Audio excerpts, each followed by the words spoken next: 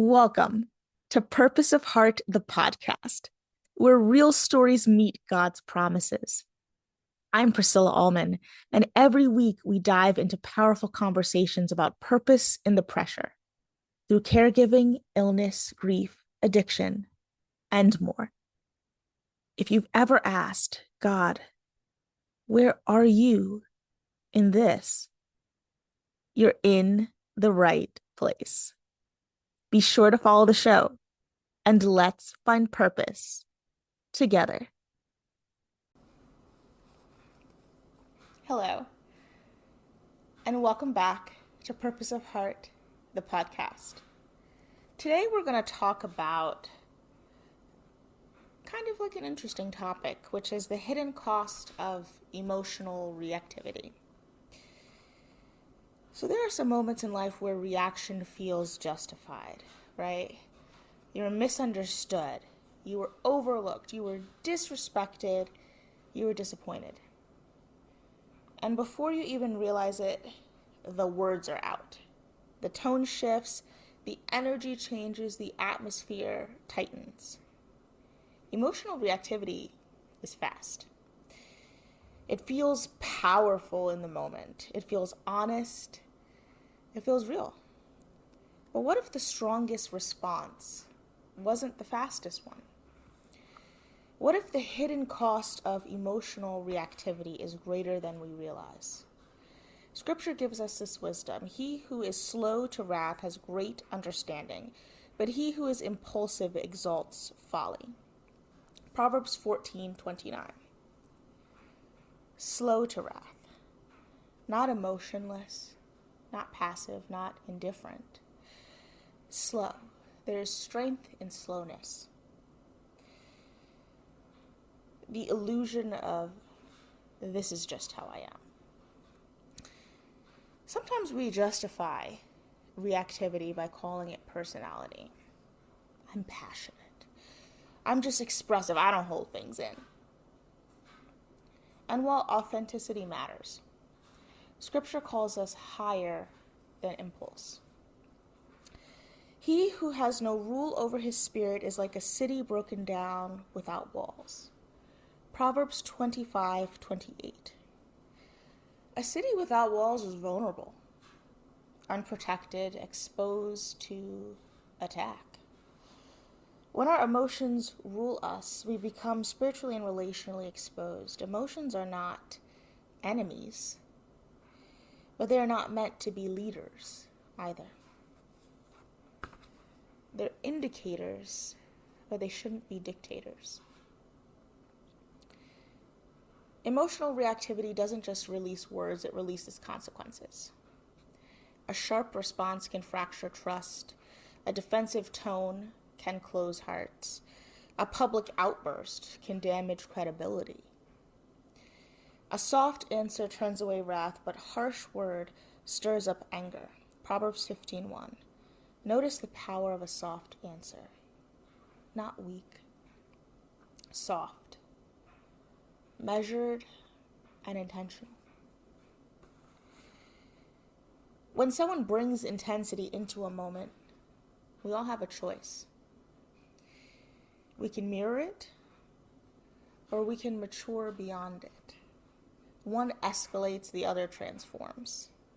And often the hidden cost of reacting is not what you feel immediately, it's what lingers afterwards. Regret, distance, tension.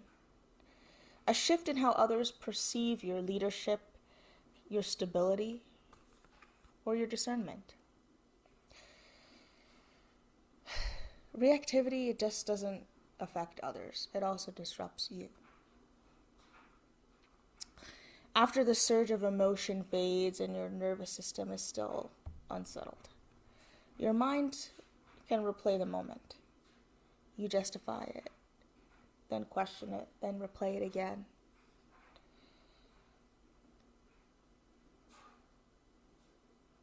Let's go back to 2 Timothy 1:7. For God has not given us a spirit of fear, but of power, of love, and of a sound mind. A sound mind.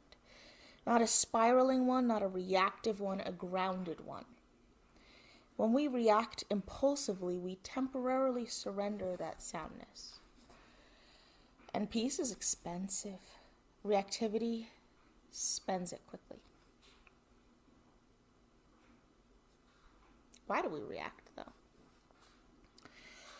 Let's go a little bit deeper, because we often react not just because of that moment in time, although sometimes it could be, right?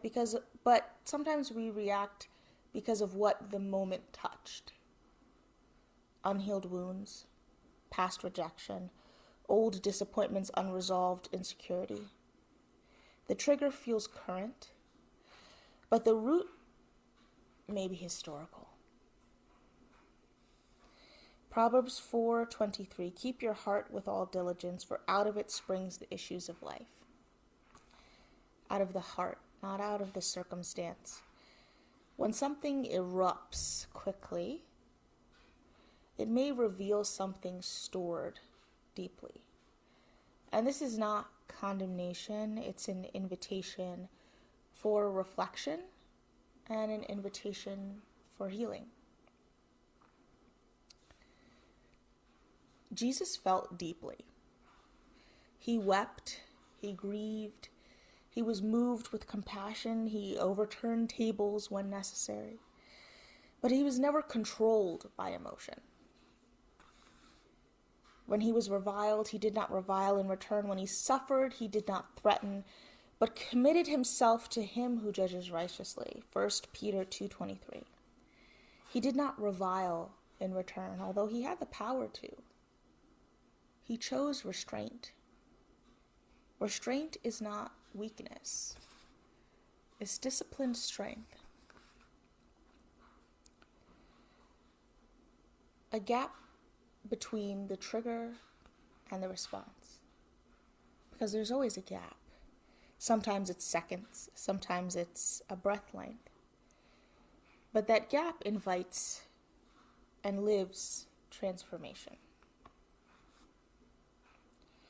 James 1:19, so then, my beloved brethren, let every man be swift to hear, slow to speak, slow to wrath. Swift to hear, slow to speak, slow to wrath. 3 intentional pauses. Listening, thinking, choosing. Emotional maturity is not about suppressing your feelings.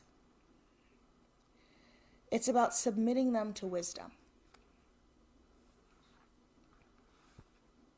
The leadership cost. If you lead in any capacity, family, ministry, business, medicine, community, reactivity carries multiplied weight. People feel your stability. They watch how you handle pressure. They observe how you respond when challenged. Proverbs 29:11, a fool vents all his feelings, but a wise man holds them back. Holding back is not suppression, it's discernment.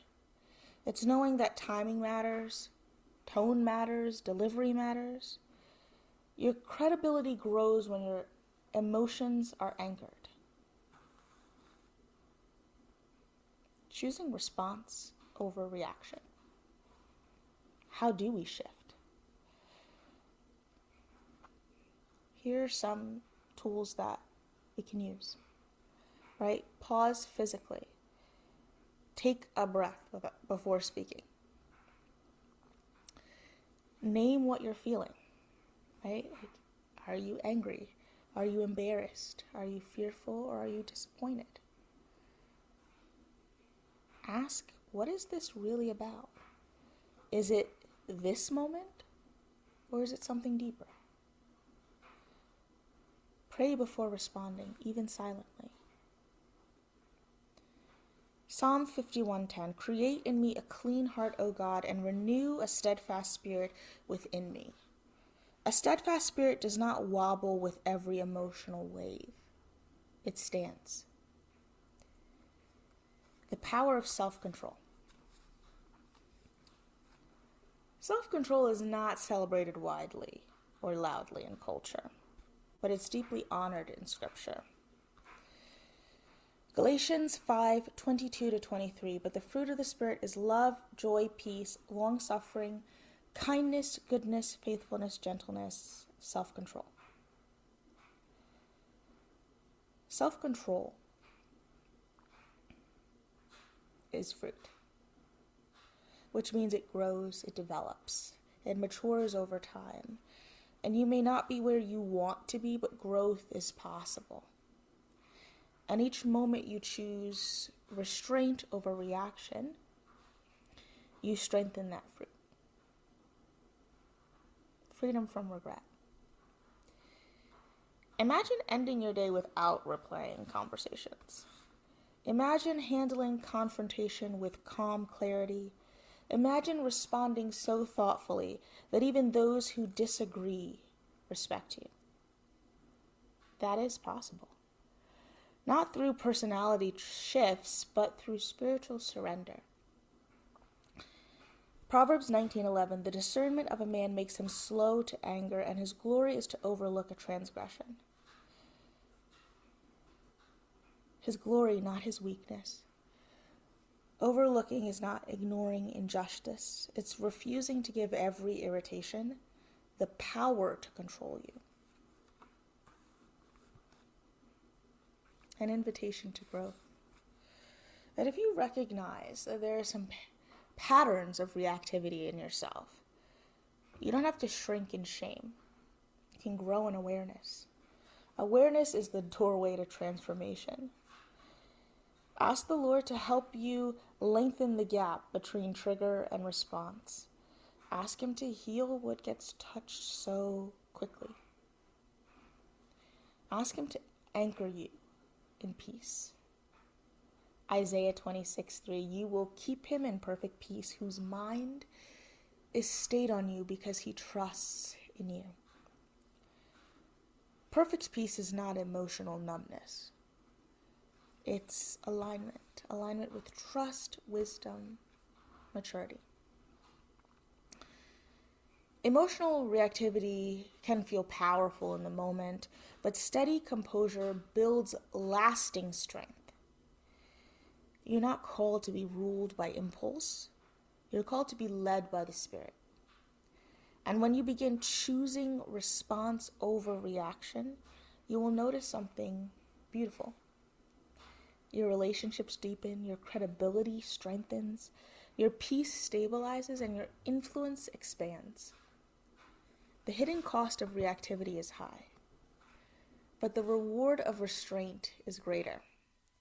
Until next time, my friends, may your heart grow steady, your spirit grow anchored, and your responses reflect the quiet strength that comes from walking closely with Him. Until next time, friends. Thanks for listening to Purpose of Heart, the podcast, at www.purposeofheartpodcast.com. Make sure you hit that subscribe button so you never miss an episode.